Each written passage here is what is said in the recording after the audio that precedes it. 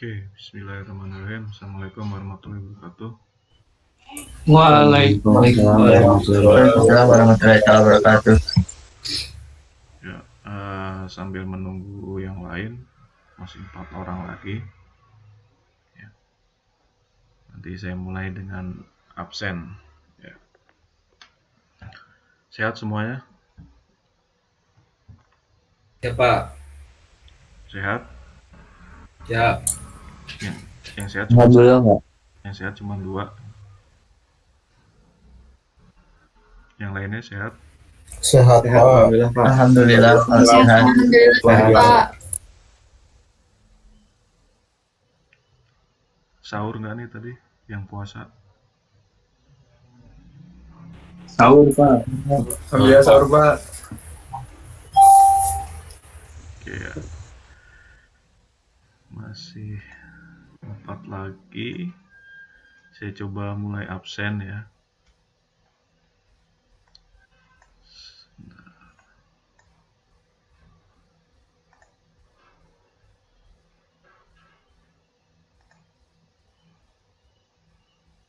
Akbar Maulana 1 DEC 1. Iya Pak.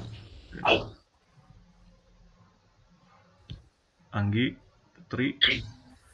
Hadir, Pak. Oke. Alfitra. Siap hadir Pak. Oke. Dwiki. Hadir Pak. Oke. Zaki. Hadir Pak. Oke. Bangkit. Hadir, Pak. Bangkit Putri, oh ya. Hadir, Pak. Yes. Ginan Maulana. Hadir Pak. Oke. Ilyas Satria. Hadir Pak. Oke. Alida Afnia. Hadir, Pak. Oke. Jaka Nugraha. Hadir Pak. Oke. Jela Sukmawan. Hadir Pak. Muhammad Fahri Ansar. Muhammad Fahri Ansar. Belum?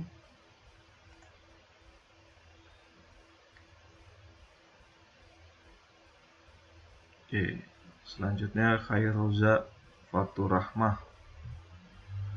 Hadir, Pak. Oke.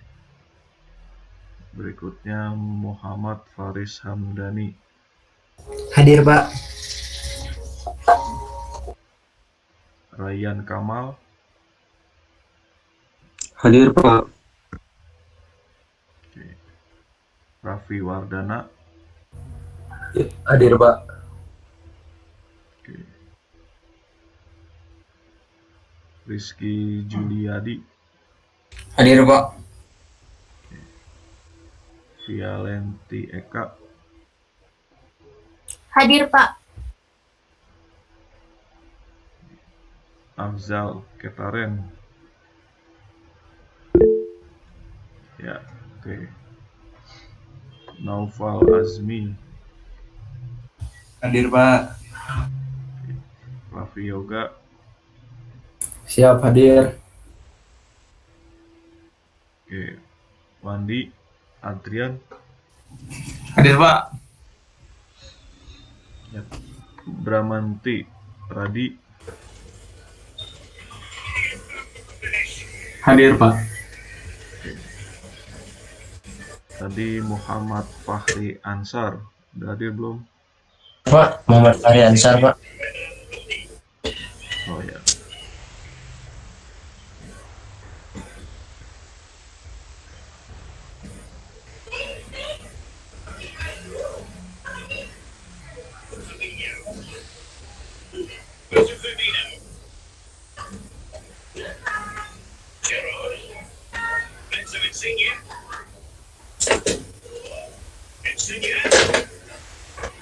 Oke, DC2. 1 DC2. Akmal Khairullah. Hadir Pak. Oke. Egy Sobari,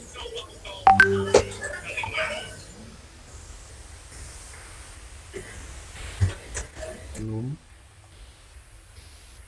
Akram, Hadir Pak. Alif Rizky Fairohan, Hadir, Pak. Oke. Dava Nita Azahra. Hadir Pak. Oke.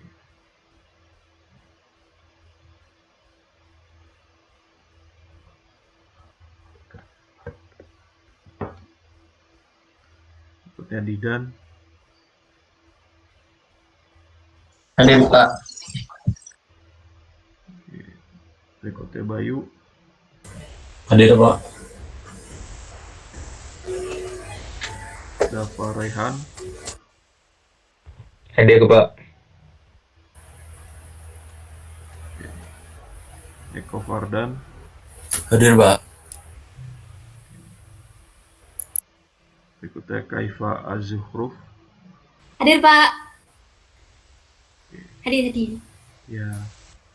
Berikutnya Dodi Dwi, Hadir Pak.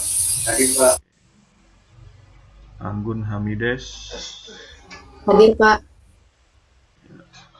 Hilmi Anugrah, Hadir Pak. Jesman, Hadir Pak. berikutnya Muhammad Adi Septian, Hadir Pak. Taufik Rudianto,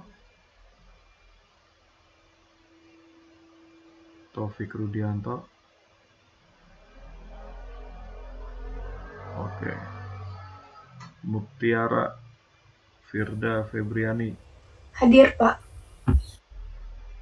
Miftah, Hadir Pak. Muhammad Dayan, Hadir Pak. oke. Salwa Afifah, Hadir Pak. Muhammad Zaidafa, Hadir Pak. Ronald David Putra, Ronald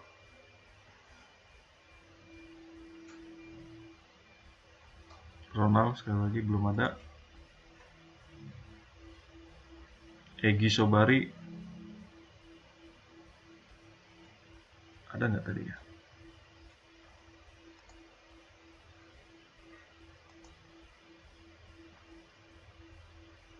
Nggak respon. Egy Sobari dan Ronald. Ya udah.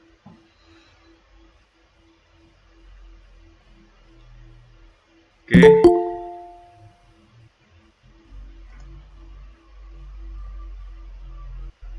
Oke, siapa nih tadi? Ronald ya, Ronald. Hadir Pak, tadi internet saya masalah Pak. Oke. Egy,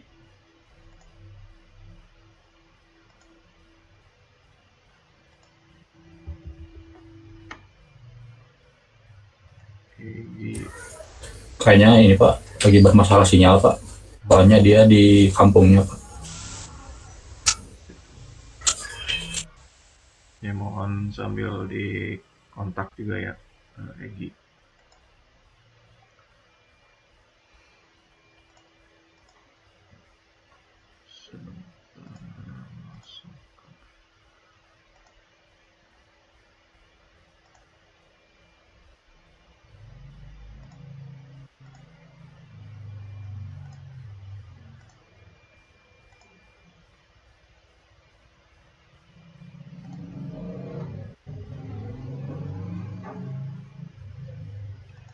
Oke ya, terlihat di layar Anda. Jadi tadi saya sempat menambahkan beberapa materi dan juga referensi. Jadi tadi saya menambahkan mengenai diktat elemen mesin ya. yang edisi jilid kedua dan ketiganya, lanjutan yang sebelumnya. Lalu saya juga menambahkan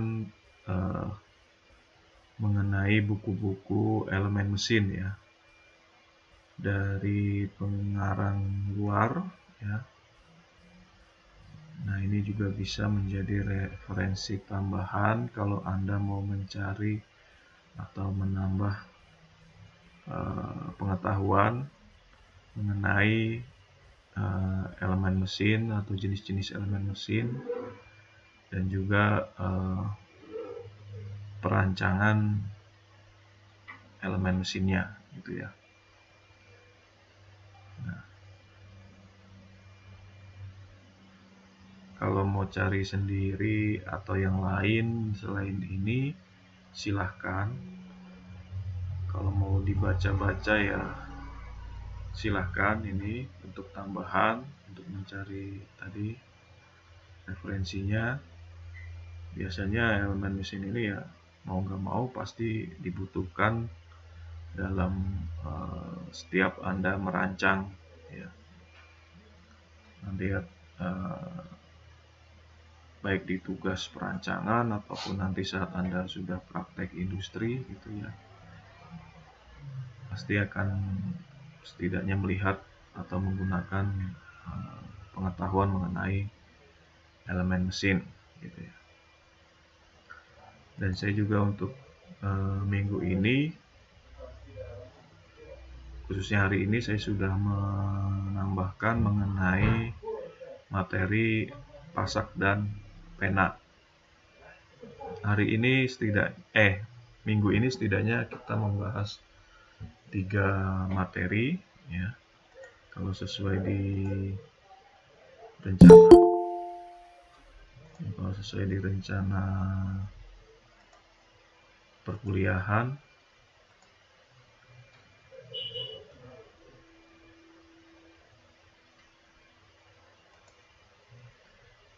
Minggu ini kita membahas mengenai pena dan pasak ya,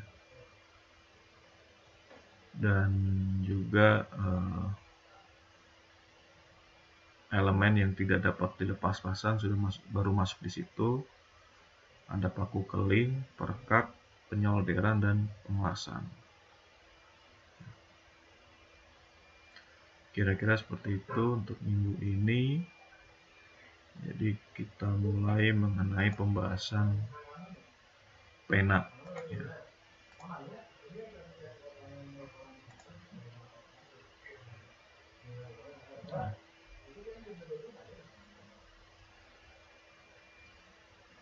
Jadi pena sendiri ya,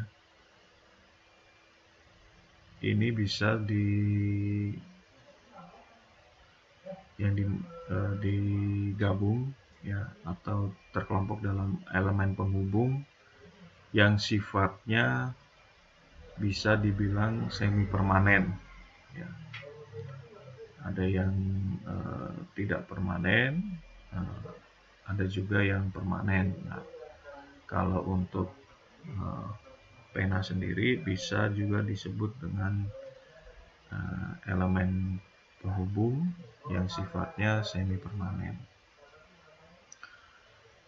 Lalu pena sendiri merupakan elemen mesin ya, elemen mesin pada konstruksi permesinan yang paling tua dan sederhana ya. Mungkin dibandingkan dengan pengikatan ya, yang membutuh pengikatan yang misalnya mur dan baut ya, butuh proses pembuatan ulirnya gitu kan, atau juga perekat ya, teknologi pengelasan maupun juga perekat sederhana, lem ataupun solder. Nah, untuk pena sendiri itu dianggapnya paling tua dan paling sederhana. Nah, langsung saja kita masuk ke klasifikasi pena. di sini berdasarkan pemakaian atau fungsinya. Jadi ada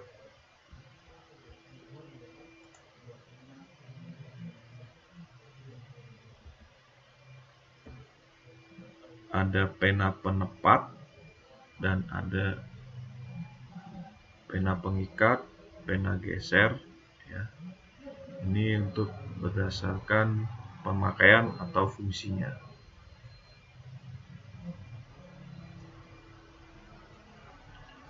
Nah, kenapa bisa dibilang pena penepat? Ya, karena fungsinya sendiri, si pena ini, ya, ini yang dinamakan pena ya, pena posisinya di sini. Ya. Jadi dia berfungsi untuk menempatkan posisi satu bagian mesin terhadap bagian mesin yang lain. Ya. Jadi ada dua komponen, ya, baik single part ataupun sub AC. Nah, misalnya ingin dipasangkan agar lubangnya center di sini, ya, atau posisinya yang sudah direncanakan agar bisa tepat, tidak bergeser, ini bisa ditambahkan dengan pena penepat, ya. Jadi dia menepat supaya tepat posisi lubang, baik yang benda satu ini dan benda yang kedua, pada satu garis sumbu, ya, pada satu garis sumbu. Nah, kalau sudah tepat posisinya, baru dilakukan pengencangan atau pengikatan permanen, baik permanen maupun non permanen yang bisa dilepas pasang, ya.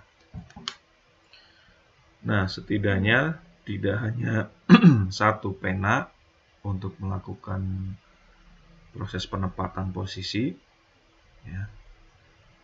Setidaknya lebih dari satu, ya, satu pena. Kalau hanya satu, ya masih bisa berputar ataupun bergeser.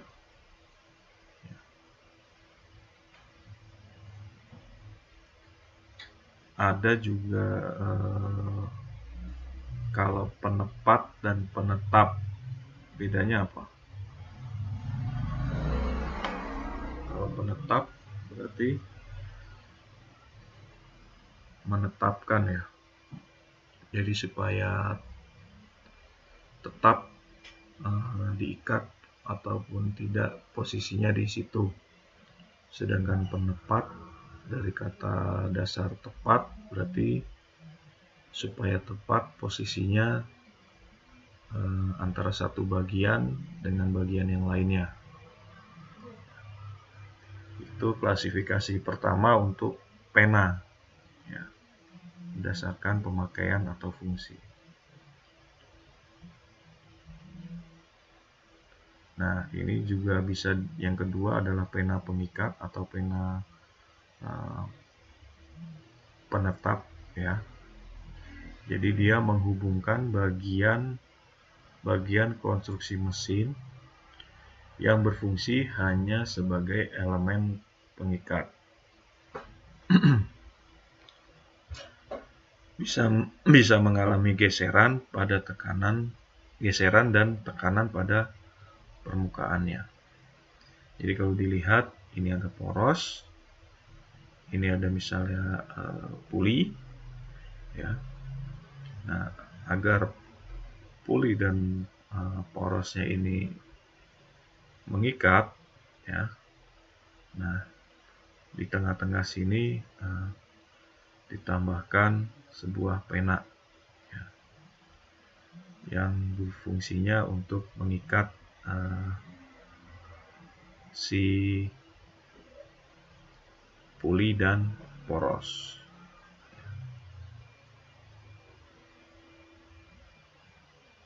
posisinya diagonal ya, karena untuk mengikat antara puli dan porosnya ya. Kalau horizontal ataupun vertikal tidak dimungkinkan ya. Nah, dia juga akan sebagai transmisi atau mentransmisikan putaran ya dari poros ataupun dari puli, bisa saja pulinya sendiri yang dihubungkan untuk menggerakkan poros ataupun porosnya untuk menggerakkan puli ya, tergantung hubungannya. Nah, di sini si pena sendiri ya, kalau Anda belajar mekanika teknik, di sini ada gaya pergeseran ya, ataupun tekanan ya di sini.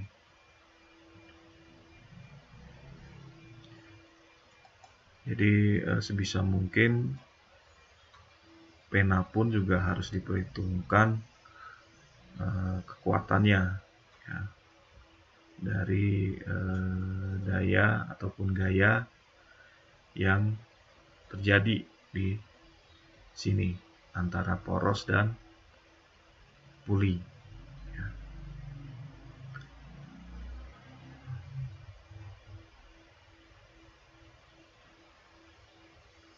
Itu untuk yang kedua mengenai pena pengikat ataupun pena penetap. Nah, berikutnya ada yang dinamakan dengan pena geser ya, berdasarkan fungsinya. Dia digunakan sebagai elemen penghubung yang memindahkan momen puntir. Nah, dia juga akan mengalami geseran dan tekanan pada permukaan pena ini. Jadi ada pergerakan ya di komponen yang satu dan kedua. Nah, ini dia bisa memindahkan momennya, momen puntirnya.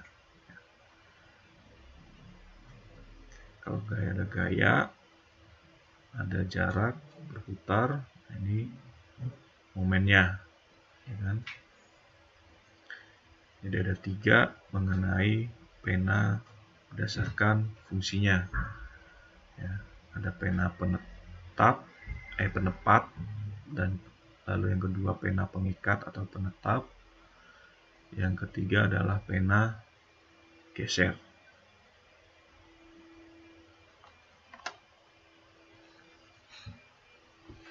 Oke, berikutnya mengenai bentuk ya.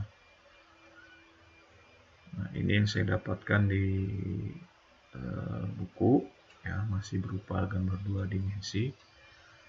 Bentuknya yang pertama itu adalah berbagai macam bentuk pena silinder ya. Ada yang silinder biasa ya. Ada yang silinder dengan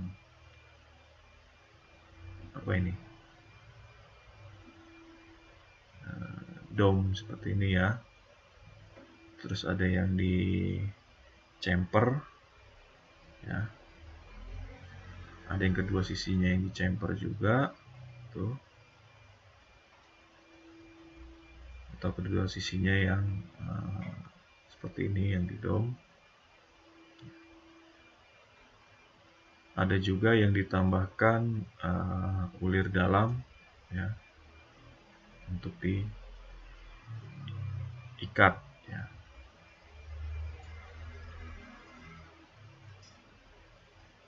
Ada yang tahu kenapa sebuah pena harus di chamfer seperti ini? Agar mudah dimasukkannya, Pak. Oke, biasanya kalau pena suaiannya Dibuat sesak biasanya, Pak. Tapi tergantung si fungsinya juga sih, Pak. Ada yang sebagai penaan, ada yang sebagai penempat yang tadi itu loh, Pak. ya. jadi tidak dibuat longgar ya. Jadi supaya selain kalau ketajaman seperti ini kan akan susah masuk ya. Ini lebih memudahkan juga untuk dimasukkan ke dalam lubang penanya, dan juga kalau ada kondisinya mampat gitu ya. Jadi udaranya bisa yang ada di dalam lubang bisa masuk ke sela-sela bagian yang di chamber ini. Lalu ada yang namanya pena tirus. Ya. Bentuknya seperti ini. Ya. Kalau tirus kan berarti antara diameter ujung yang satu dengan diameter ujung yang satunya lagi tidak sama dan ada kemiringan.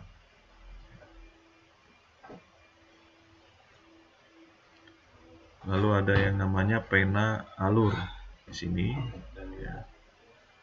Ini ada juga pena alur terbuka full. Ini ada C-nya itu bentukannya C. Ya.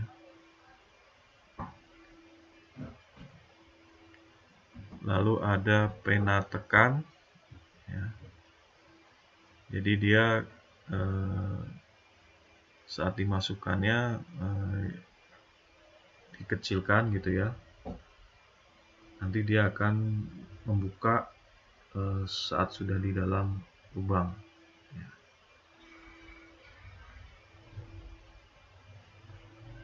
Baik yang hanya alur seperti ini ataupun yang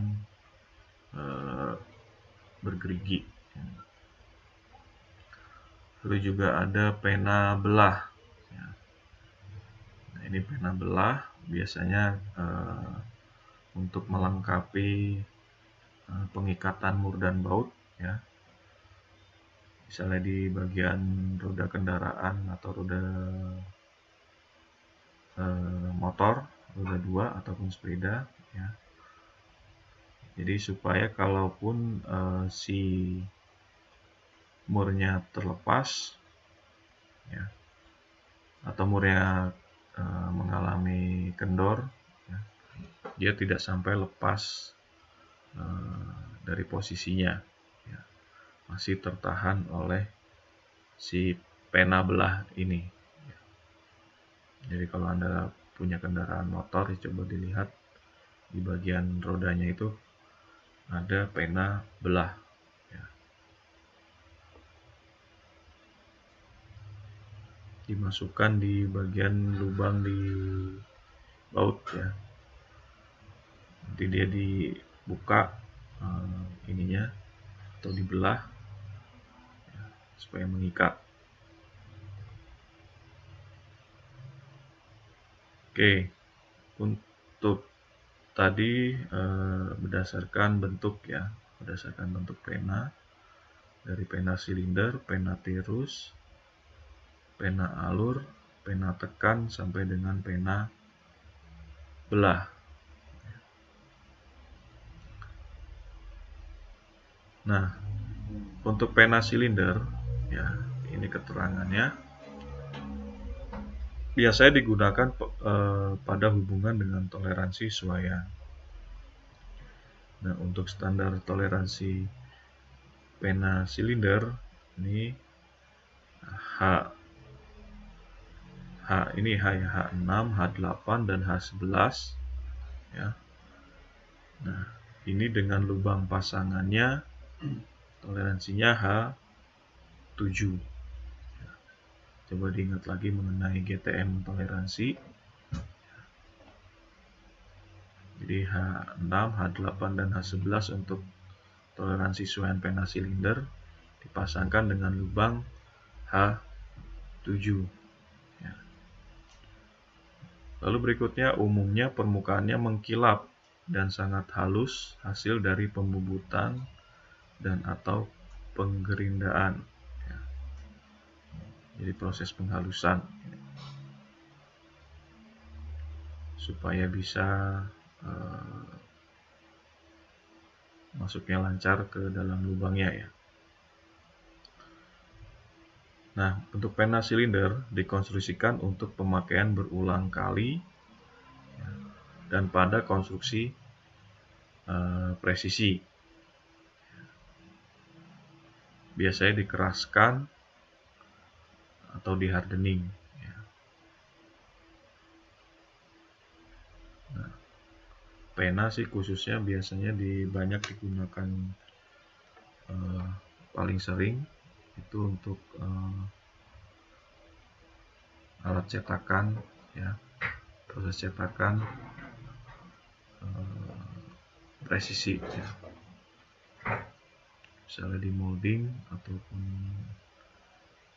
di press tool, ya, untuk memposisikan supaya lubangnya atau cetakannya itu sama, ya, antara atas dan bawahnya. Nah, jenis bahan yang sering digunakan itu ST50K, 9S20K, 115 CR-V3.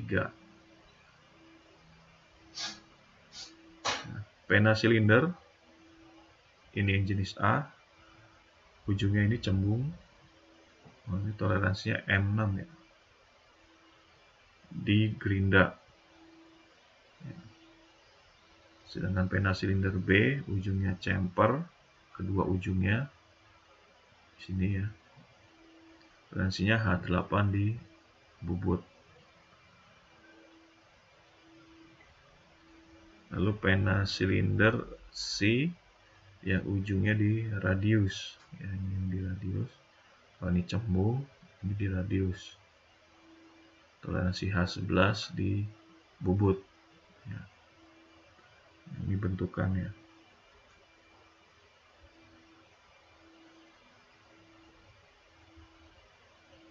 Lalu berikutnya pena silinder dengan ulir dalam. Nah, juga ditambahkan di luarnya itu ada yang menggunakan alur memanjang dan juga ada yang sisinya rata seperti ini. Ini ada alurnya. Nah, kenapa harus ada alur atau alur memanjang ini di sepanjang pena? Ini fungsinya untuk mencegah gerakan putar pena. Ya. Lalu pemasangan dan pelepasan dibantu dengan bentukan ulir. Nah, jadi ditekan, bisa dia untuk memasukkan penanya ataupun untuk melepaskannya juga dengan bantuan ulir. Ya. Bagaimana untuk yang sisi rata? Karena dibuat rata, ini juga ada fungsinya untuk mengeluarkan udara yang terjebak, ya, pada lubang buntu. Yang misalnya di ujung sebelah sini, lubangnya buntu. Nah, ini kalau bentuknya silinder utuh, ya, pasti akan mampat. Gitu. Tapi kalau dibuatkan sisinya salah satunya rata, nah, ini diharapkan udara yang mampat karena tekanan dari pena yang masuk ke lubang bisa mengalir keluar dari sela-sela ini.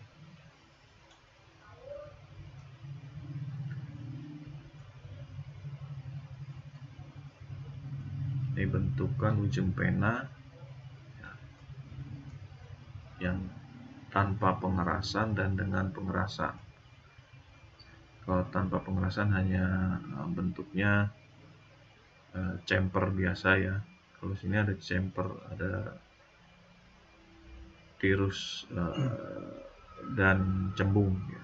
Tirus dan cembung. Itu yang tipe D untuk yang dikeraskan ujung penanya. Nah, selanjutnya pena merupakan pena pengikat, pena tirus ya.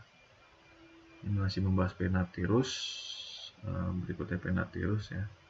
Dari pena silinder sekarang pena tirus, di mana pena tirus merupakan pena pengikat yang dipakai pada konstruksi yang menerima tegangan geser kecil dan tidak bergetar.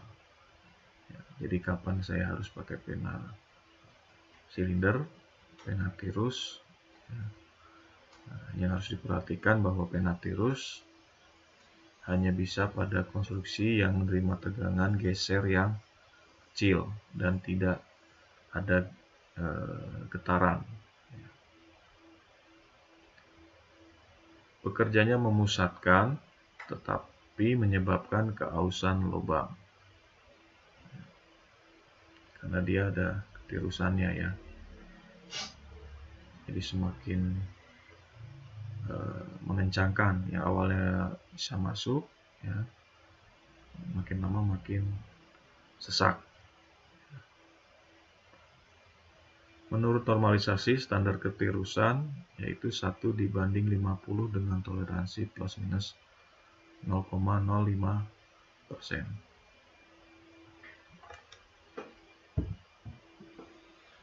Nah, berdasarkan cara pembuatannya, tipenya dibagi menjadi dua, pena tirus A dan pena tirus B. Kalau dari gambar nggak ada kelihatan perbedaannya ya. Jadi ada yang di permukaannya digerinda, dari ini ya, dari harga kasarannya ya. Jadi perhatikan harga kasarannya ya. Kalau digerinda itu N6, nah, kalau dibubut itu N7 berdasarkan permukaan. Nah, kalau sudah belajar GTM, maksud dari ketirusan 1:50 apa? Ada yang tahu? Turun bukan Pak? Turun. Apa lagi Pak? Saya ingat apa maksudnya dari simbol ketirusan 1:50?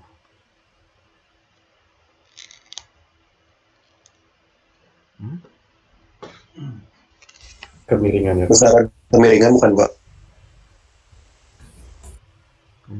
Iya, besaran kemiringan memang kan tirus miring. Maksudnya apa? Angka 1:50. Tirusnya sepanjang 50 mili bukan, Pak? Tirusnya sepanjang 50 mili.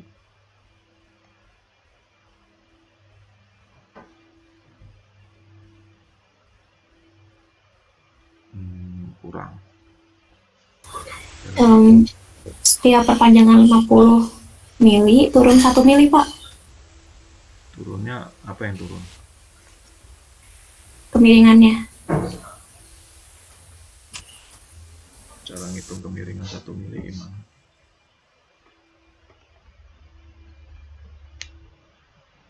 Kalau itu kemiringan ya, Anda bilang 1 mili.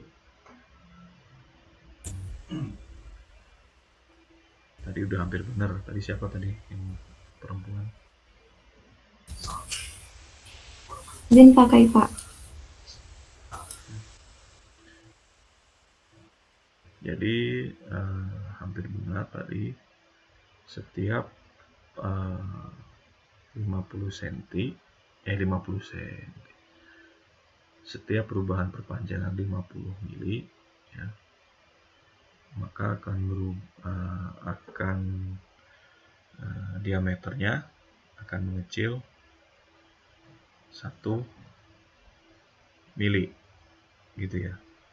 Jadi setiap perpanjangan 50 mili maka si diameternya dari awal sini akan berubah atau mengalami besar atau kecilnya itu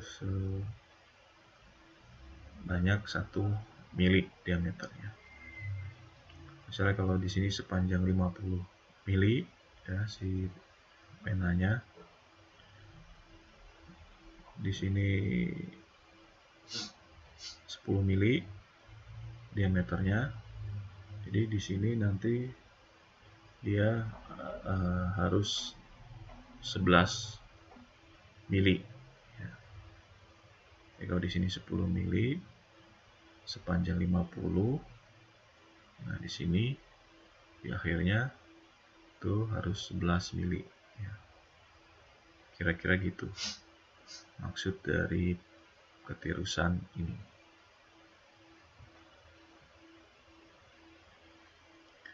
Itu ya. Nah,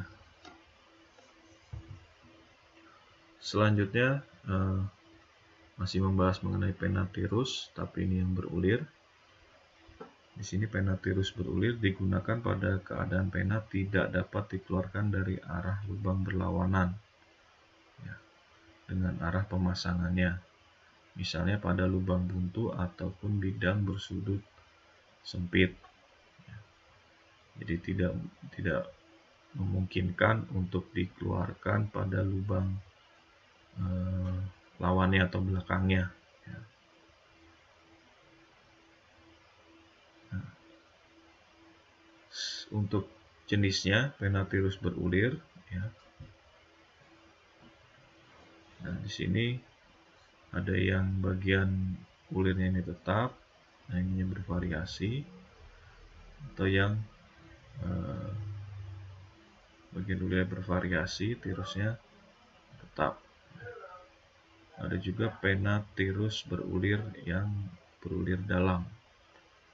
Kira-kira gambarannya seperti ini.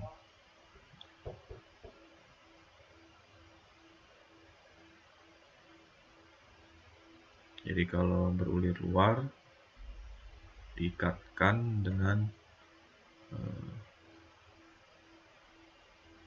mur. Ya. Kalau berulir dalam dengan baut.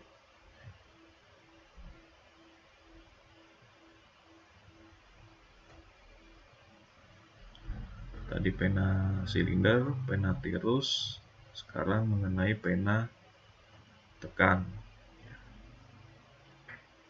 Jadi bentuk dasar pena tekan berupa lembaran plat pegas yang dilingkarkan menjadi poros berongga. Ya. Jadi dia bentuknya lembaran, ya. Lalu dibentuk lingkaran, ya, dengan porosnya berongga di sini. Jadi bukan proses pembentukannya berbeda dengan pena tirus maupun pena silinder yang tadi. Nah, di sini dia bilang pada saat bekerja pena memberikan tekanan pada permukaan lubang. Ya, saat dia setelah dimasukkan dia akan terbuka, ya. Seolah akan terbuka. Nah, itu akan memberi tekanan ke arah luar. Ya. Si pena tekan ini difungsikan untuk melindungi sambungan dari efek getaran karena pada pemasangannya mendapat tekanan awal. Nah, tadi sudah disinggung di awal bahwa ini saat memasukkannya pena jenis ini akan ditekan, ya, baru dimasukkan, nah dia akan merenggang. Nah, jenisnya sendiri ada pena yang berbentuknya, pena tekan berbentuknya bergerigi seperti ini. Ada yang bentuknya spiral, ada yang alur biasa atau tekan.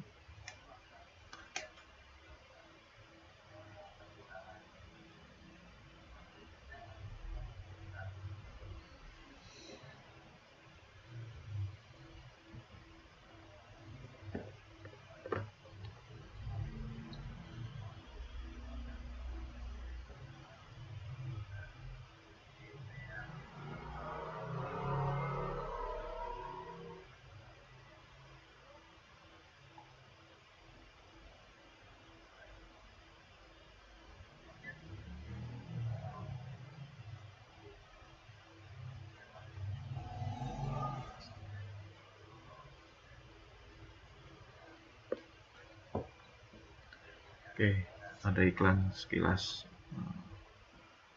Ada yang menanyakan untuk kuliah nanti siang. Jadi hari ini saya 3 kelas. Oke, kita lanjut ke pena. Tadi pena tekan, sekarang pena alur.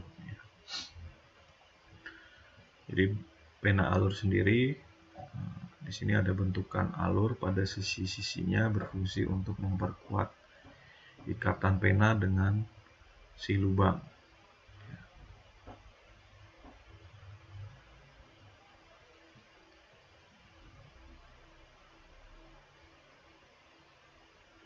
Nah, ini gambarannya dalam bentuk penampang potong. Ya. Saat dia sebelum terpasang, ya, si pena masih posisi di atas seperti ini, dimasukkan ke dalam lubang, ya, antar poros ini. Ya, ini bentuk penampangnya sebelum terpasang. Lalu saat sudah terpasang, ya, diharapkan alurnya ini akan menambah atau ya menggigit permukaan lubangnya ini, ya. Jadi bentuknya seperti ini.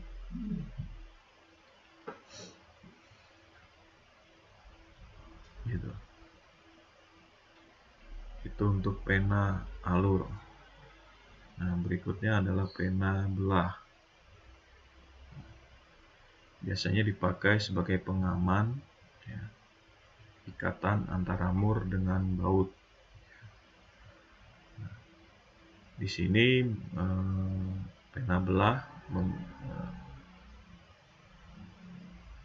untuk mengikat mur yang jenis mur mahkota dan bautnya diberikan lubang. Jadi ini mur mahkota, ya. Lalu si bautnya ini berlubang, jadi dimasukkan di antara celah-celah mahkota, dimasukkan ke dalam lubang baut yang berlubang maksudnya. Nah, kalau dari atas kira-kira seperti ini. Saat dia sudah masuk, ujungnya ini ditekuk, ya, ditekuk berlawanan arah. Ditekuk berlawanan arah, yang satu sisi ke kiri, yang satu sisi ke kanan. Kalau tampak untuk gambar ini, ya tadi saya bilang kalau misalnya ini mengalami kelonggaran, ya, dia tidak sampai lepas. Biasanya yang ikatan-ikatan yang kecepatan yang tinggi, ya, atau keselamatan, ya, kalau sampai lepas akan bisa bahaya juga, gitu ya. Selain ada roda ataupun poros ini lepas, ya, akan berbahaya, gitu, karena putaran tinggi. Dia hanya berfungsi untuk memastikan posisi si mur mahkotanya ini masih tetap pada posisinya dengan baut yang berlubang. Ikatannya ya tetap mengandalkan ikatan mur ke bautnya.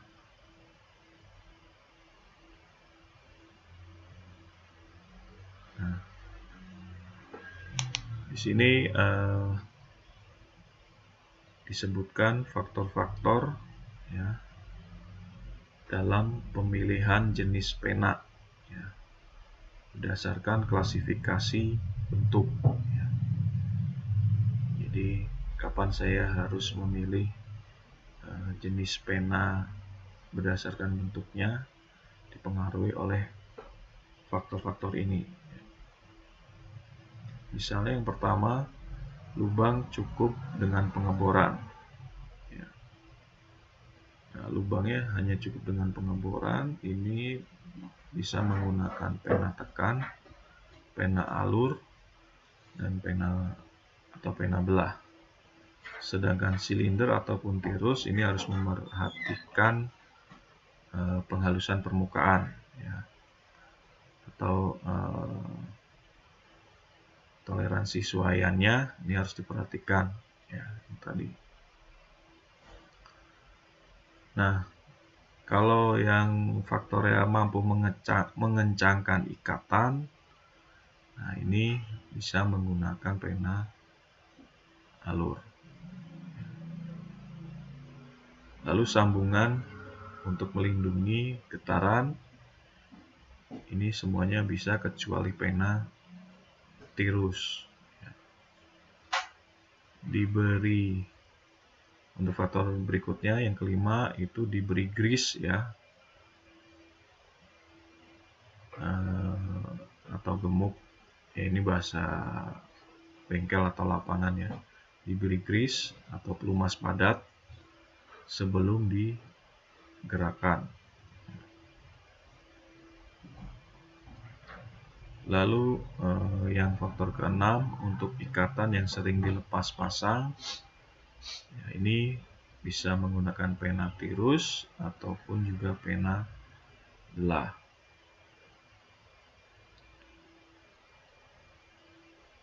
Jadi tadi kan dia bilang di awal tadi semi permanen ya, ada yang bisa dilepas pasang atau yang diharapkan permanen ya. Lalu untuk faktor yang ketujuh banyak dipakai sebagai pena pengikat ya, ini pena alur ya. Karena dia tadi ada 3 alur, nah ini saat sudah dimasukkan ke dalam lubang diharapkan dia bisa mengikat antara alurnya.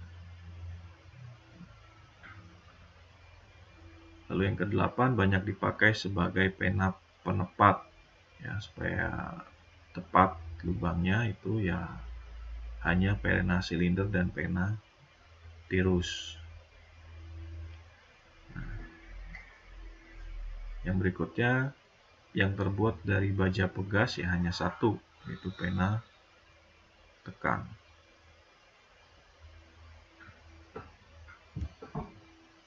Oke, kira-kira begitu untuk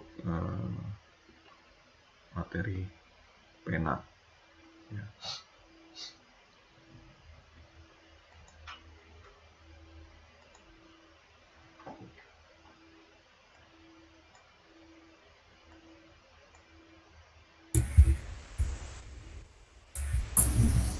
Pak, Ya, izin bertanya Pak. ya mana? Eh, saya pengen bertanya untuk pena alur Pak. Kan apa sih di sini sebelum terpasangnya itu pena alur tuh lebih besar gitu luas penapangnya daripada lubangnya. Nah untuk apa sih untuk cara memasukkannya gimana Pak? Bentuknya sesak ya. Ya,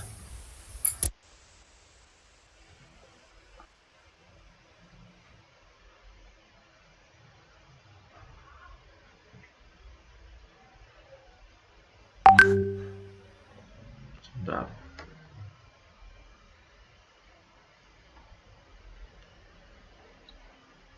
Saya balas dulu.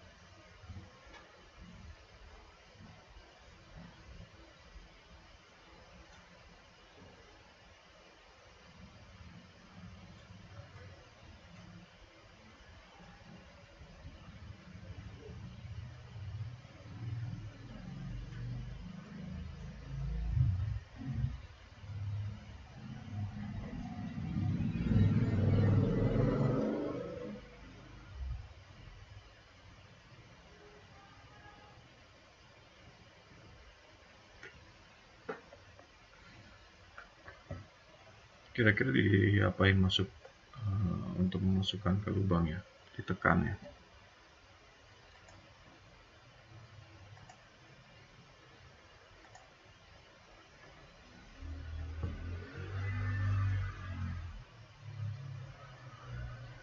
Bisa dengan cara dipukul dengan palu plastik gitu ya, dan dimasukkan ke dalam sini gitu ya, kira-kira. Karena dia posisinya juga sesak gitu kan. Jadi kalau pena alur, kalau dalam faktornya ya,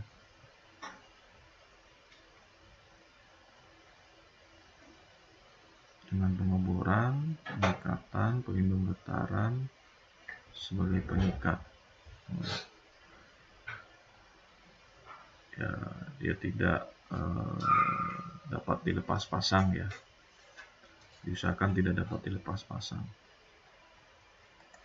Jadi paling tidak dipukul dengan palu plastik di sini ya, untuk yang pena alur. Gitu tadi, siapa yang tanya? Saya Pak.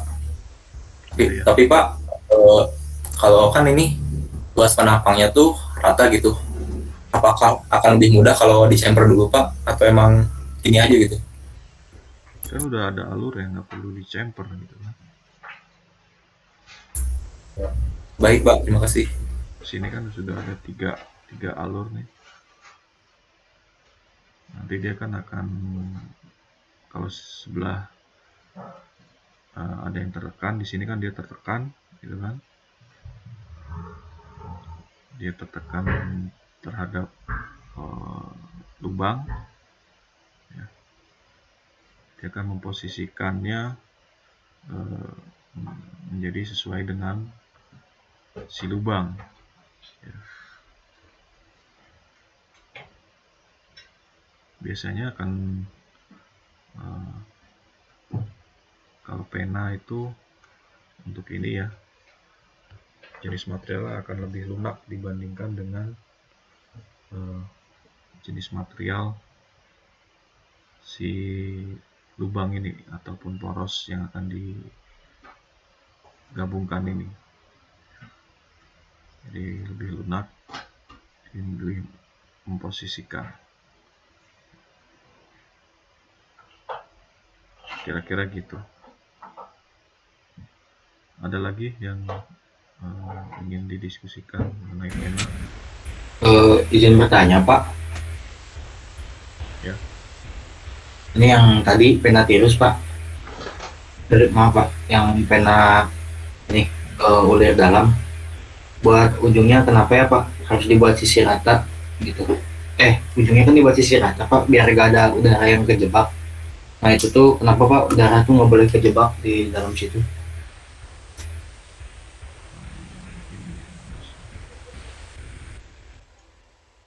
Ini Iya Pak.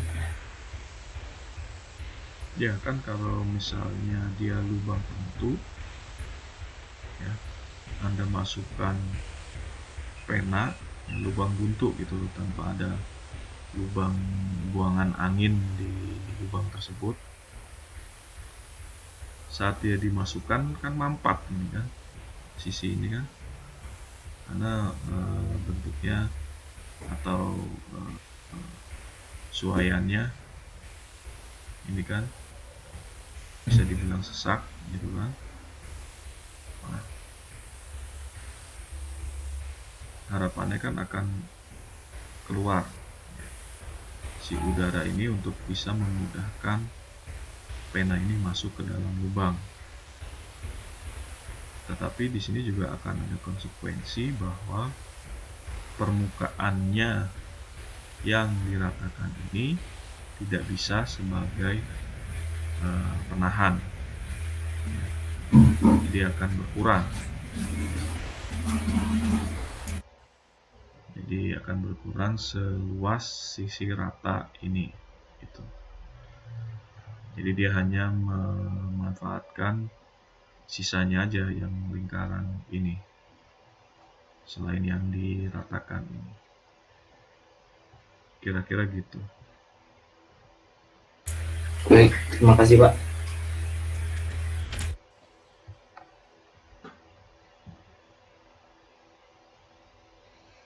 Lagi untuk pena,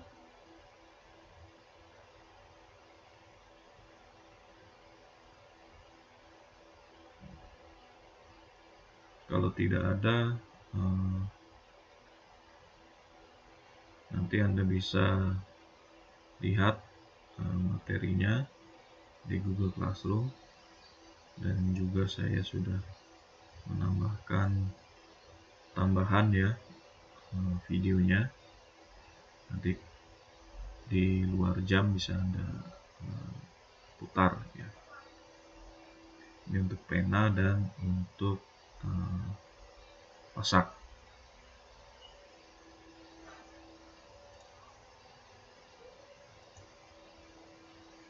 Oke, kita berlanjut ke pasak.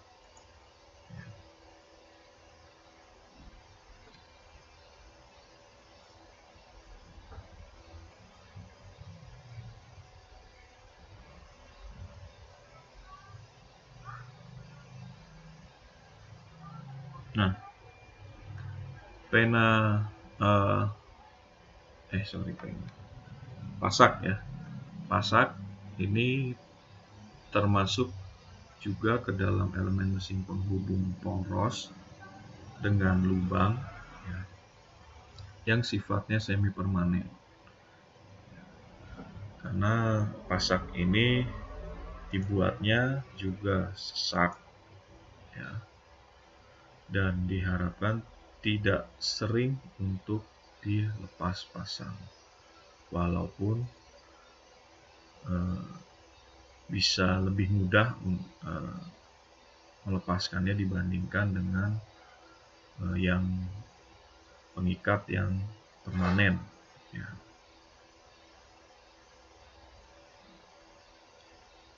Nah, bentuk dasarnya untuk pasak biasanya itu berupa balok logam yang dibuat khusus menurut kebutuhannya. Ya. Kalau pena sendiri tadi umumnya berbentuk silinder ya, dengan berbagai jenis. Tapi kalau pasak itu umumnya berbentuk balok ya, logam. Walaupun nanti ada bentukan-bentukan yang tidak seutuhnya balok.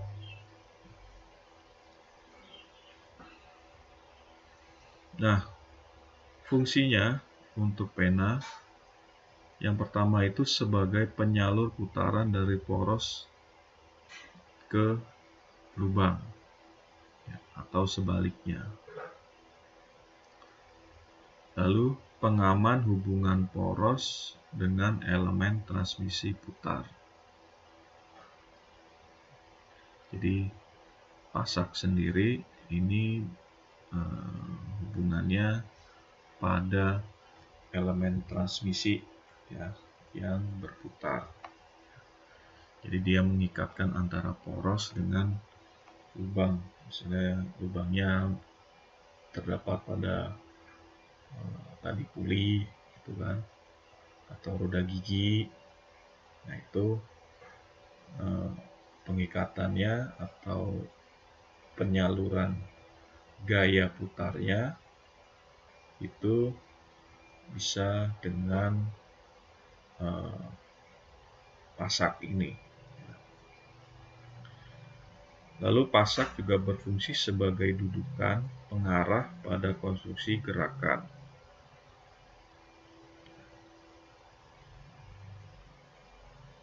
Nanti kita lihat bayangannya untuk pasak dalam hubungannya antara poros dan lubang itu seperti apa. Ya, kira-kira seperti ini. Jadi berdasarkan letak pada poros, ya, yang pertama itu adalah pasak yang posisinya memanjang, ya, memanjang terhadap poros. Biasanya pasak itu dalam satu poros dan lubang itu hanya satu ini, satu pasak ini.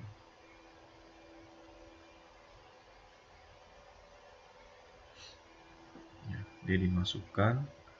Yang pertama itu ya lubangnya sendiri, dimasukkan poros, lalu dimasukkan pasak. Ya. Nah, biasanya antara lubang dengan poros ini masih bisa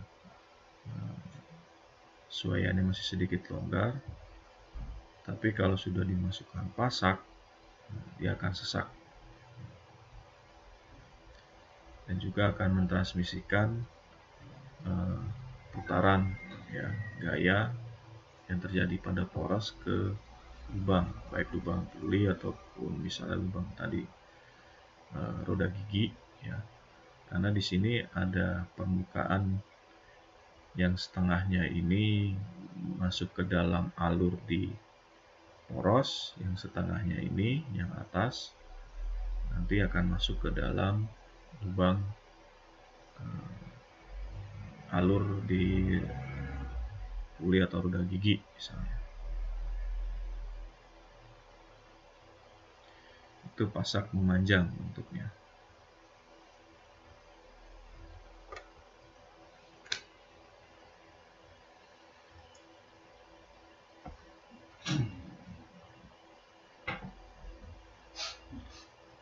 Lalu ada juga pasak yang melintang.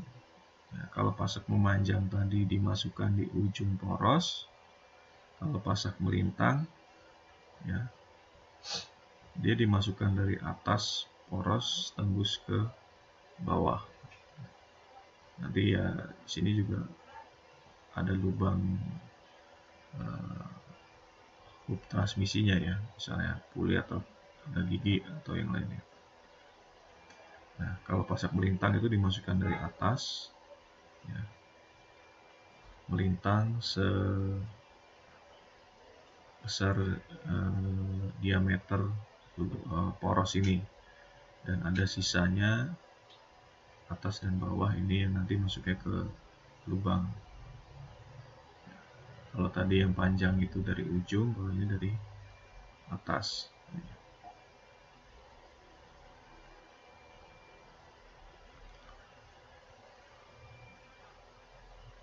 Nah, ini gambaran gaya yang terjadi pada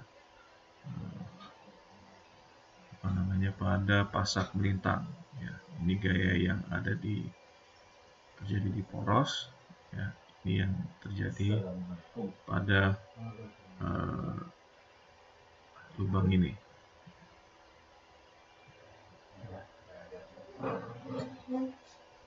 Nah, klasifikasi pasak berdasarkan bentuk, ya. Kalau ini tadi berdasarkan letak, ini berdasarkan bentuk. Nah, ini pasak sejajar, ya. Nah, ini paling sering digunakan karena bentuknya yang sederhana. Jadi kalau dilihat dari bentuknya, kira-kira seperti ini, bentuk A, B, C, dan D, ya. A yang ujungnya radius, ya. Yang B ini balok utuh, yang C ini ujungnya balok, dan yang ujungnya lagi radius. Ya. Dan yang D ini ujungnya ada yang dibentuk kemiringan atau trapesium seperti ini. Ukuran lebar 0,25 diameter poros.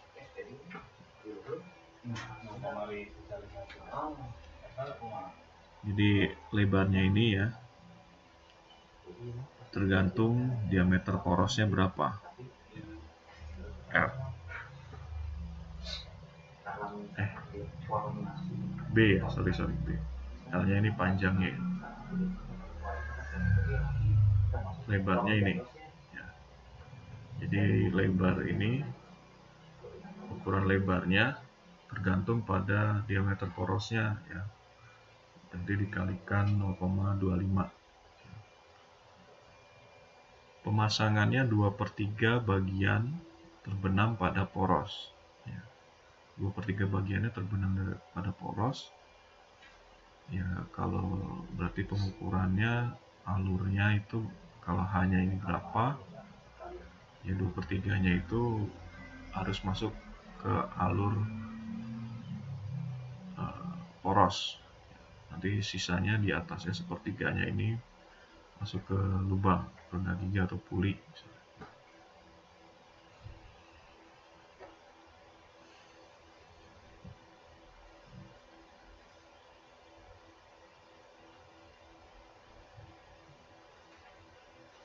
Nah, ini contoh penulisannya pasak sejajar tipe A, ukurannya ini.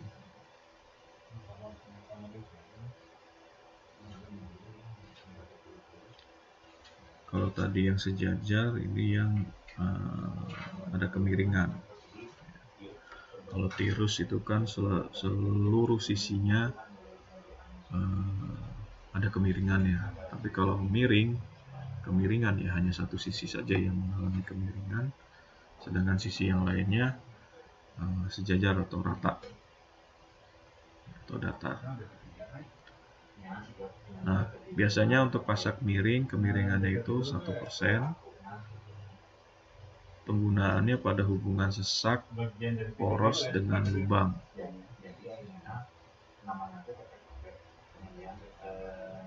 Ya, kalau ada tirus ya semakin sesak ya dibandingkan dengan yang rata tadi. Walaupun juga untuk pasak sendiri pasti hubungannya sesak.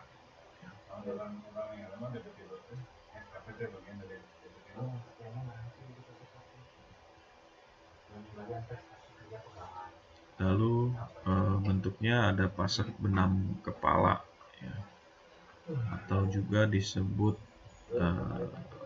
pasak benam cakra atau woodruff.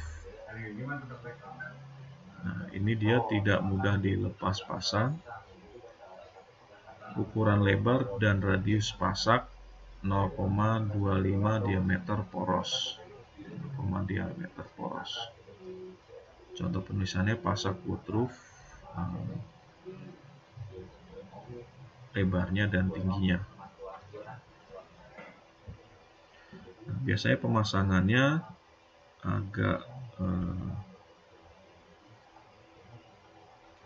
saat dia masukkan ke alurnya ini dia agak miring dulu ya, baru ditekan dan dia masuk ke sini.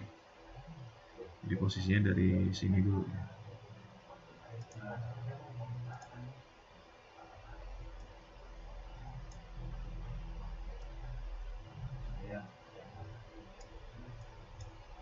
jadi masukkan sini, baru ditekan sebentukan ini ya, radiusnya ini ya.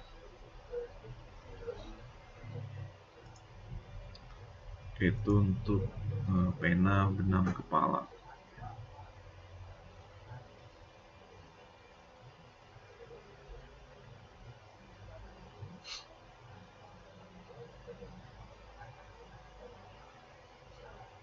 ini berdasarkan bentuknya. Lalu berikutnya berdasarkan klasifikasi pasak berdasarkan jenis perpindahan beban. Jadi perpindahan beban hanya karena bentuknya. Ya. Biasanya perpindahan momen puntirnya ini sedang. Ini gambarannya, gaya tekannya seperti ini. Jadi ini gaya tekan dari lubang, misalnya dari gigi, ya ini yang dari poros yang terbenam di alur poros. Lalu perpindahan beban hanya karena bentuk atau juga karena gaya gesek. Nah, ini selain gaya momen puntirnya, juga ada gaya tekan dari atas atau bawah.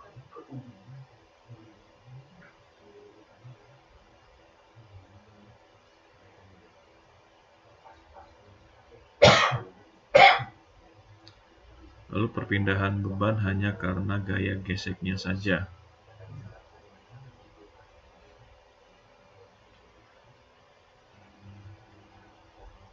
Nah, di sini perpindahan momennya, momen puntirnya kecil. Kalau hanya karena bentuk itu momen puntirnya sedang, yang bentuk dan gaya geseknya itu, ya, yang terjadi di sini itu biasanya momen puntirnya besar. Ini dengan hanya gaya geseknya saja, ini momen puntirnya kecil.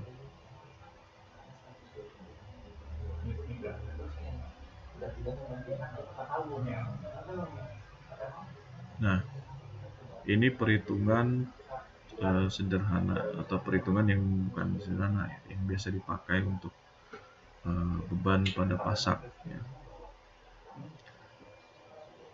Tegangan gabungan ya sama dengan gaya gabungan dibagi luas penampang. Ya. Kalau Anda mau mencari luas penampang, ya tinggal dibalikan. Gaya dibagi tegangan izin.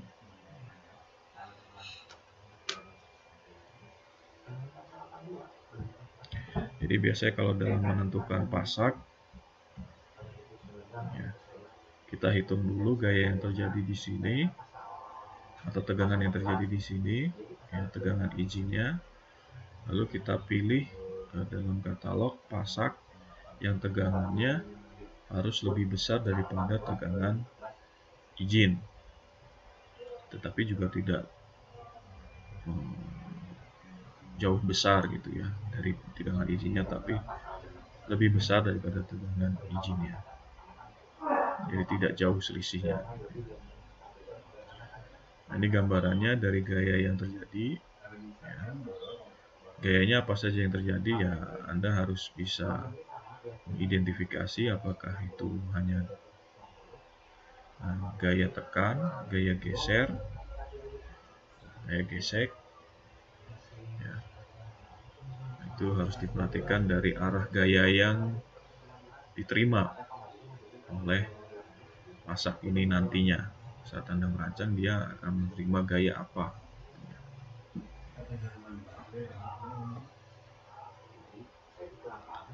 Nah, ini perbandingan antara pasak dengan pena yang tadi ya. Nah, walaupun sama-sama semi permanen, ya, pena masih bisa dibilang mudah dilepas pasang dibandingkan dengan pasak. Ya. Lalu pena mencegah gerakan aksial. Gerakan aksial itu apa?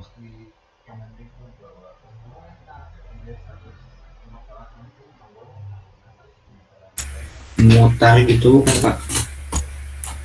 Kalau radial? Iya, radial kayak mutar Pak. Radial tuh maaf. Apa? Oh, kalau aksial tuh ini Pak, maju mundur gitu bukan Pak? Bisa, tapi aksial itu gerakan yang sejajar dengan sumbu, gitu ya. Iya Pak ya. sejajar dengan sumbu, baik dia kalau sumbunya horizontal ataupun vertikal dia sejajar. Ya. Itu pena mampu mencegah gerakan aksial, sedangkan pasak tidak mampu menahan beban aksial, tapi dia mampu menahan tegangan puntir atau beban radial ya. Tegangan puntir lebih besar dibandingkan pena ya. Nah, pena perencanaannya harus lebih teliti, terutama pada pena-pena silinder ataupun pena tirus tadi ya, karena dia posisinya pemanfaatannya itu untuk penempatan ya, supaya posisi lubangnya itu tepat antara bagian yang satu dengan bagian yang dua, misalnya bagian A dengan bagian yang B, komponen A komponen B. Nah itu biasanya harus lebih teliti ya, tingkat kesulitannya lebih tinggi ya. Kalau Anda pernah menggambarkan GTM dalam penentuan ukuran lubang itu ya, dan jadi lubangnya harus diukur dari acuan yang mana atau datum yang mana gitu kan. Nah itu harus lebih teliti terhadap pena. Kalau pasak ya hanya pada poros dan lubang, baik puli misalnya ataupun roda gigi. Nah itu kira-kira antara perbandingan antara pasak dan pena ya.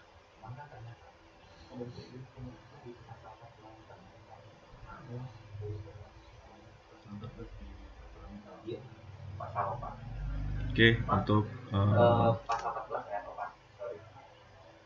pasak ada yang ingin ditanyakan?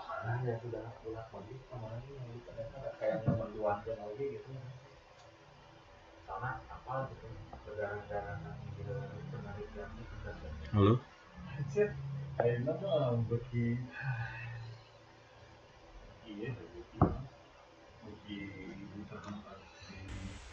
Cukup Pak sepertinya Pak.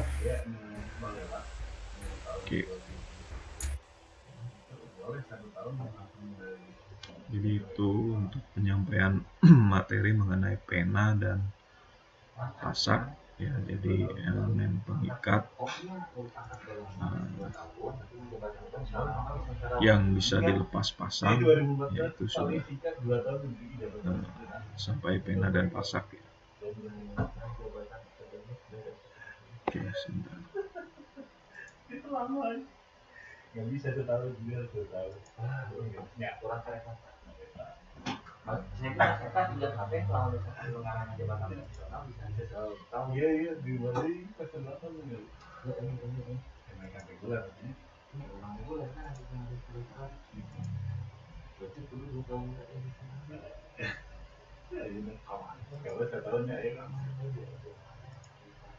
Oke, sambil ini ada tambahan ya, coba kita putarkan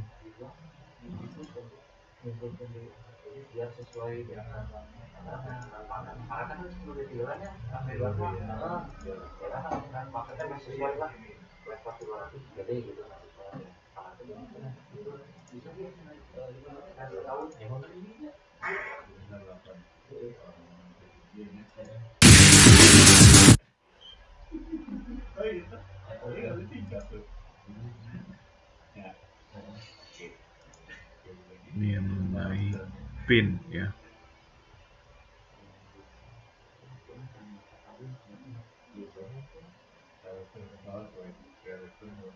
Pins are non-threaded cylindrical fasteners that are inserted into one or more holes to fix a component's position, join components, or maintain alignment between them. Pins are used to attach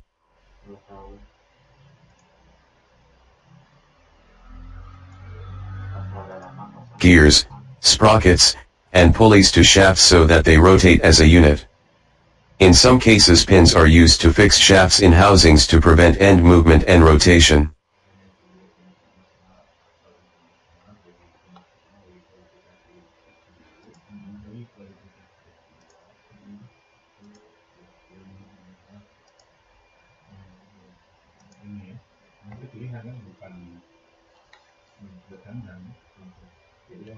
A clevis pin is a cylindrical pin with a head at one end and one or more holes running through the diameter.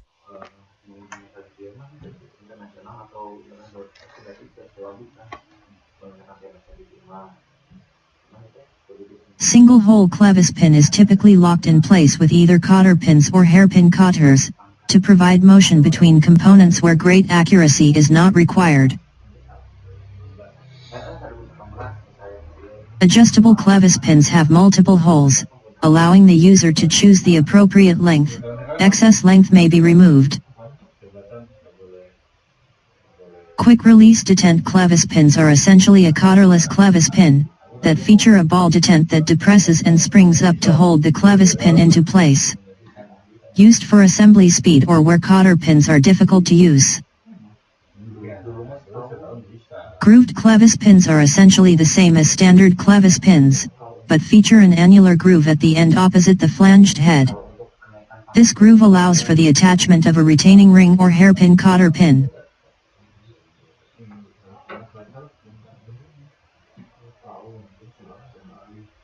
A taper pin is a semi-permanent, cylindrical pin that has a slight taper along its length. Taper pins are often used on parts that require frequent assembly and disassembly.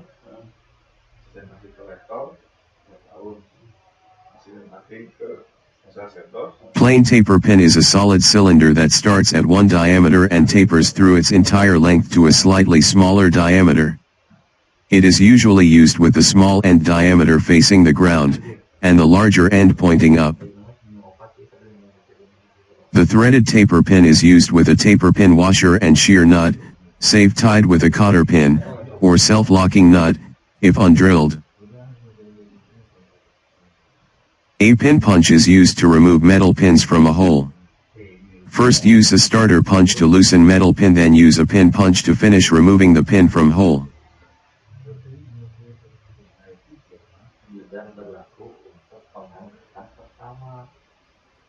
Dowel pins, also known as straight pins, are the most basic pins. Dowel pins derive their holding power from friction.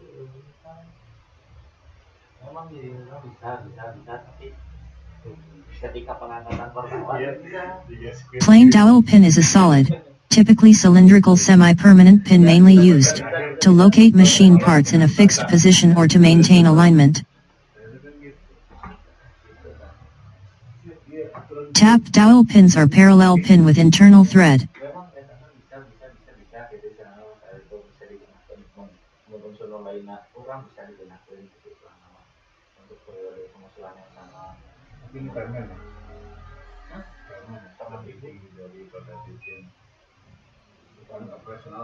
Step dowel pins have two or more different body diameters.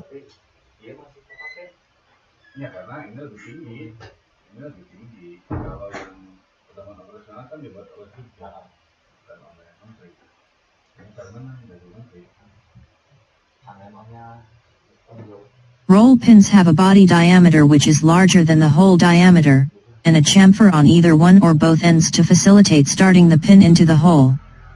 So a spring is created as the pin is compressed slightly to fit into the hole diameter it is destined for.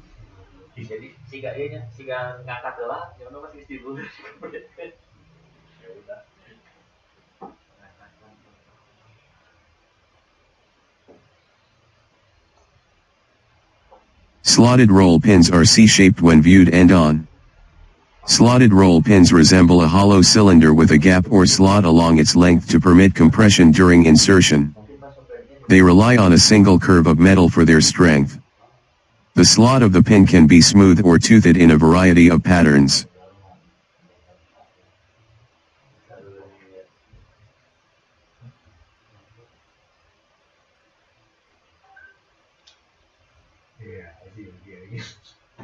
Coiled spring pins are spiral-shaped when viewed end-on. Coiled spring pins have several windings or layers of material, much like a rolled newspaper. The layering provides coiled spring pins their strength. The thickness of metal involved is typically thinner than that used in slotted spring pins. The main roll pin punch is used in seating the roll pin and in driving it out of the hole. This punch is identified by its ball right in the middle of the face.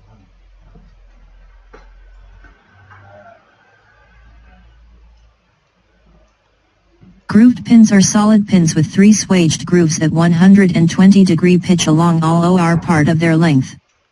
The 3 grooves are pressed into the cylindrical body to expand its diameter to a size greater than its nominal diameter.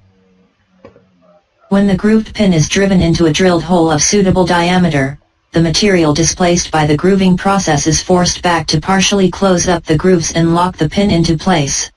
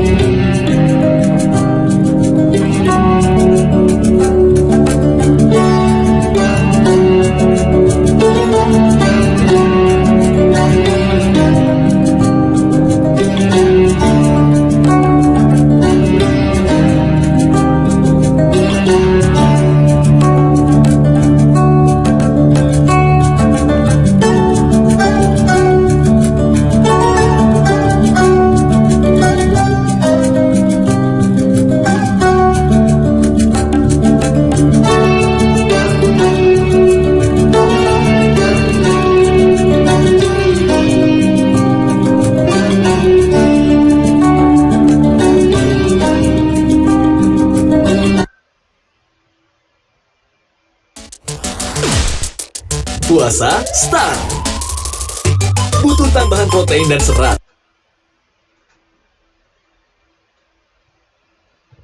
Knurled pins are similar to grooved pins because they have serration around the nominal diameter of the pin. The knurled pin differs from the grooved pin while there are many serrations on a knurled pin. Also, knurled pins are typically roll-formed whereas grooved pins are swaged. Knurled section may have either a straight knurl, a helical knurl, or a diamond knurl configuration. The multi-crested design evenly distributes the retention force, making it the ideal pin for soft materials and thin cross-sections.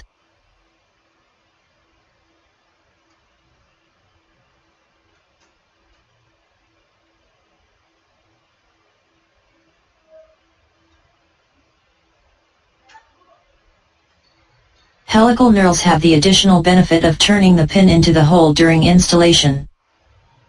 This assists material flow and hole alignment while eliminating knurl shearing and chips.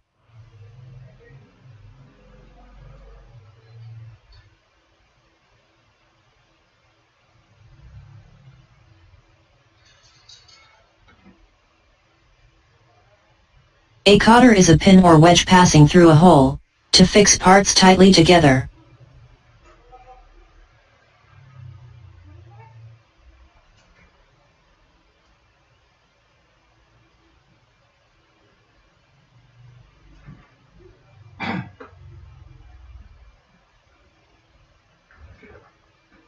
Standard cotter pins are also known as split pins. These have 2 prongs that can be inserted into the hole of clevis pins or other fasteners, one prong slightly longer than the other so they're easy to open, and bent outward to secure them in place.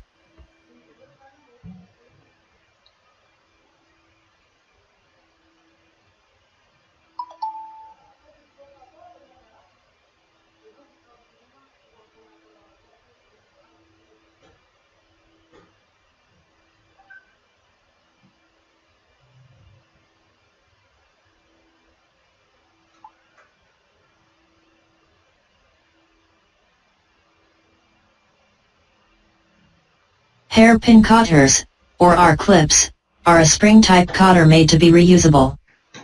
Hairpin cotters are generally meant to be used in through holes.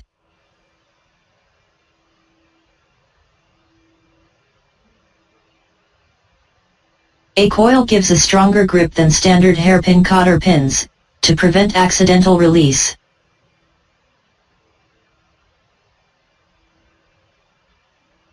Hairpin clips are generally meant to be used on a groove. Clip these pins onto grooved shafts and clevis pins, with retaining ring grooves to keep components in place. An extra loop locks these cotter pins more securely than other pins, so they can't vibrate out or be knocked off.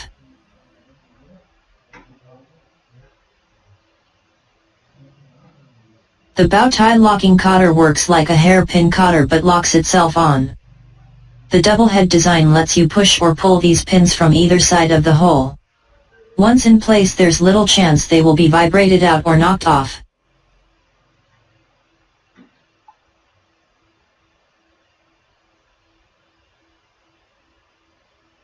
Hammer set cotter pins are used for parts that spin or are otherwise difficult to access. Slide these pins in and tap them with a hammer for a temporary hold. Reposition work, then bend the prongs outward to secure.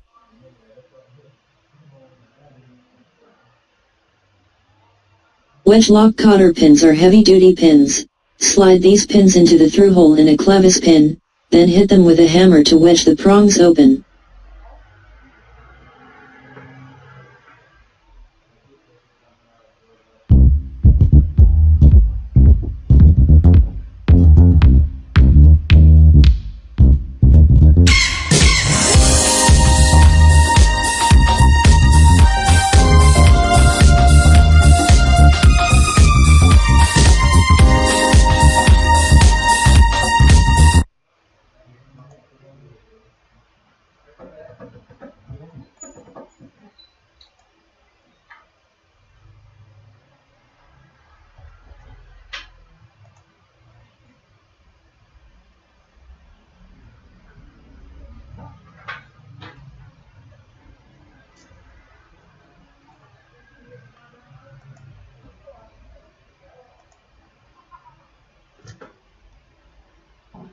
Oke ya, tadi itu video tambahan mengenai pena atau pin ya. Nah, kita sampai jam berapa? Jam 10:30 ya. Betul, Pak. Kita menunggu waktu. Coba saya putarkan lagi yang berikutnya mengenai sebentar.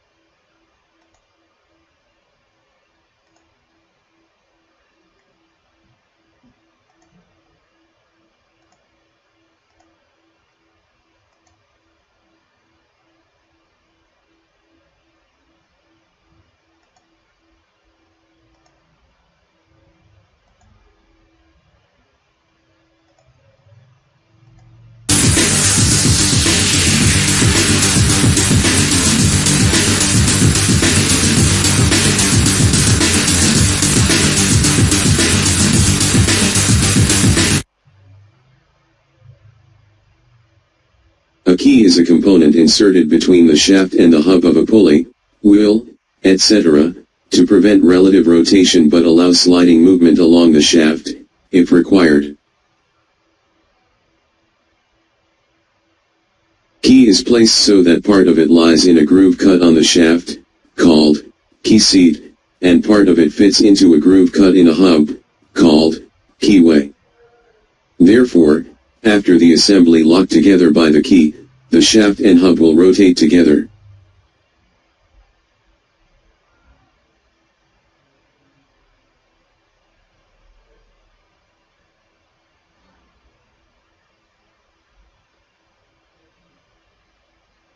Key seats can be milled horizontally or vertically.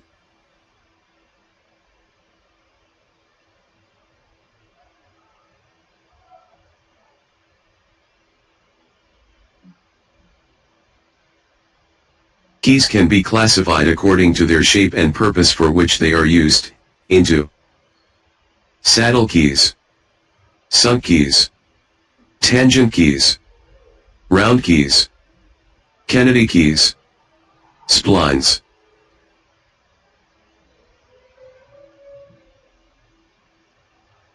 Saddle keys are sunk into the hub only. These keys are suitable only for light duty, since they rely on a friction drive alone. Saddle keys are tapered keys and are of two types. Flat saddle key. Hollow saddle key.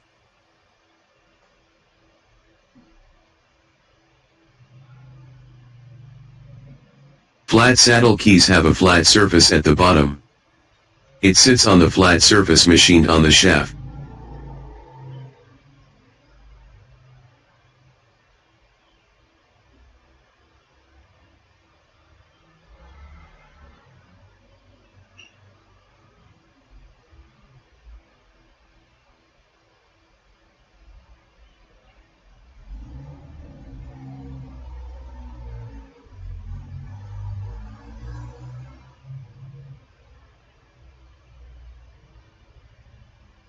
Hollow saddle keys have a concave surface at the bottom, to match the circular surface of the shaft.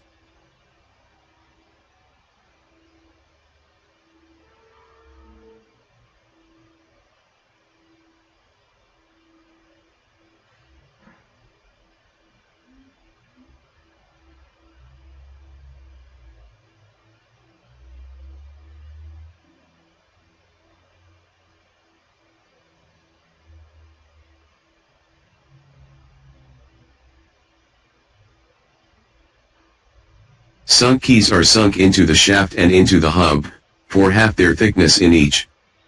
These keys are suitable for heavy duty, since they rely on positive drive.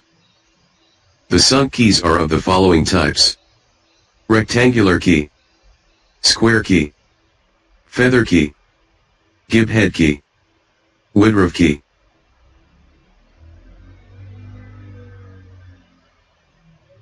Rectangular sunk key is rectangular in cross-section and is very commonly used.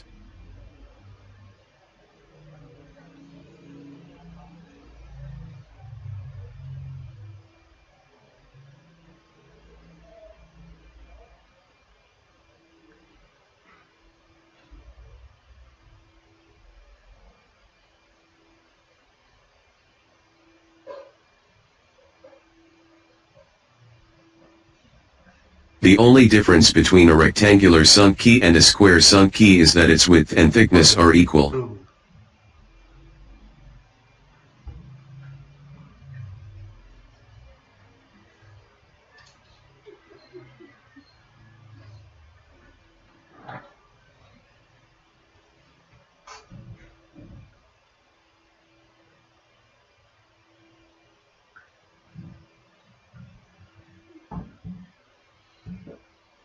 Feather keys are parallel keys which are fixed either to the shaft or hub. It permits relative axial movement between the shaft and hub, and prevents relative rotational movement between them. Feather keys are classified as straight-ended, round-ended, with bore hole for locking screw, with two bore holes for locking screw, double gib head, and peg key. Straight-ended feather keys. Round-ended feather keys.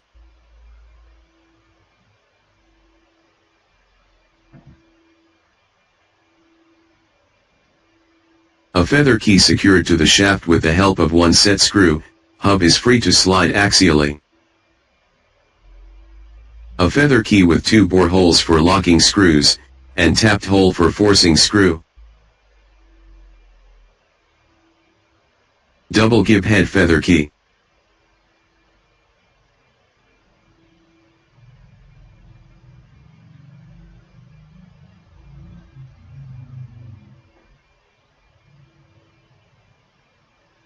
A feather key attached to the hub with the help of a peg feather key. The peg of the key fits into the slot provided in the hub. A feather key attached to the hub with the help of one set screw.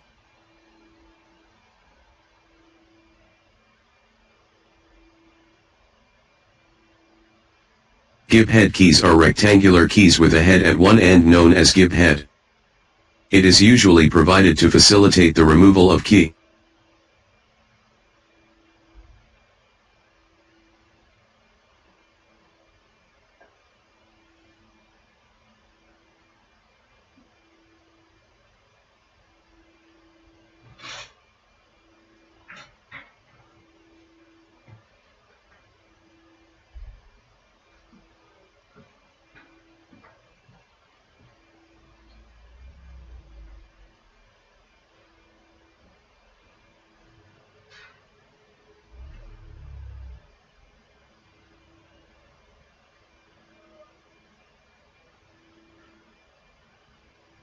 Woodruff key IA a segment from a cylindrical disc. The key siat in the shaft is in the form of a semicircular recess with the same curvature as that of the key.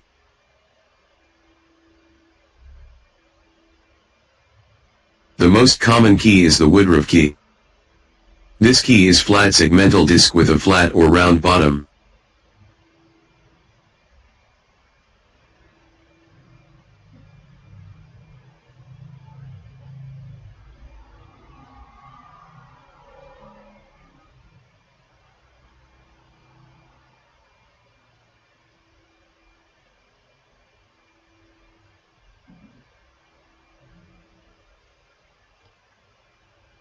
The tangent keys are fitted in pair at right angles for mating bodies of rectangular cross-section.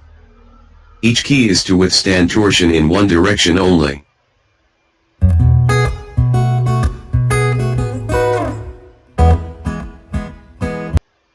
These are used in large heavy-duty shafts.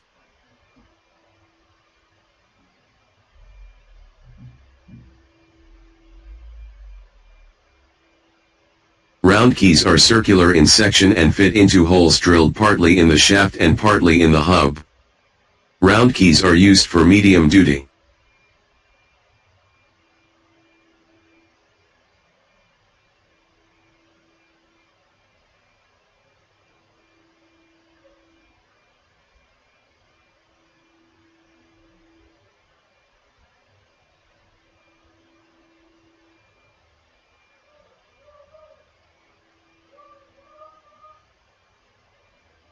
Kennedy key consists of two square keys which are mounted in the shaft.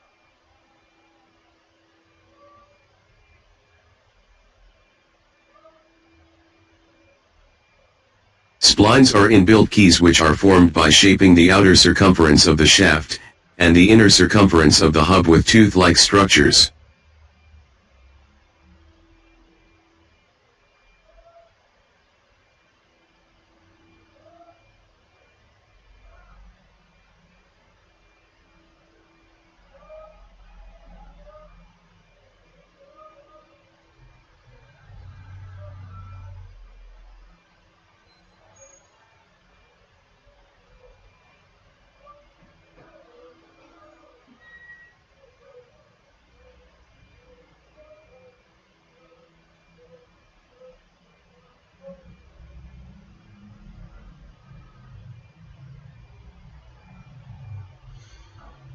Splines can either be straight-sided or involute.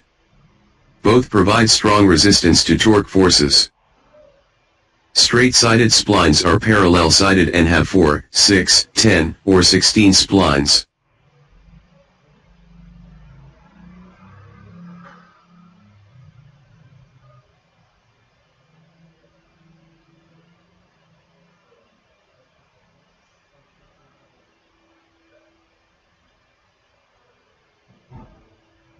The involute form is preferred because it provides for self-centering of the mating element, and because it can be machined with standard hobs used to cut gears.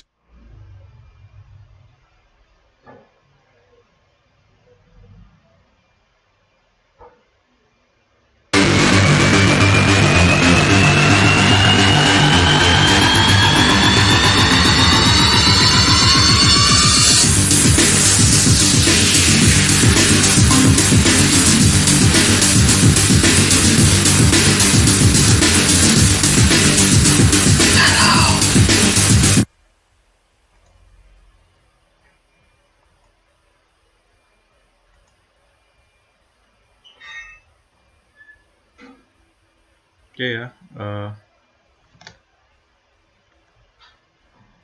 itu tadi tambahan untuk videonya, atau bisa Anda putar kembali sendiri lewat Google Classroom. Di situ juga saya sudah masukkan untuk hari ini. Kira-kira begitu untuk pertemuan hari ini ya.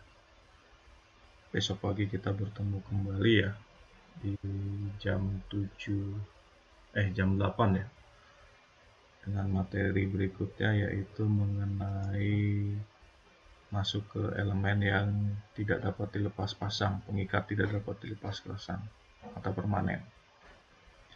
Itu semuanya. begitu, terima kasih untuk pertemuan hari ini ya, kira-kira seperti itu. Ya, mudah-mudahan bisa menjadi manfaat untuk kita semua ya. Dan puasanya bisa dilancarkan bagi yang menjalankan puasa Ramadan kali ini. Amin. Amin, Pak. Ya, terima kasih sekali lagi atas perhatiannya. Untuk hari ini saya cukupkan sampai di sini. Ya, saya tutup. Ya, selamat siang. Ya, Assalamualaikum warahmatullahi wabarakatuh.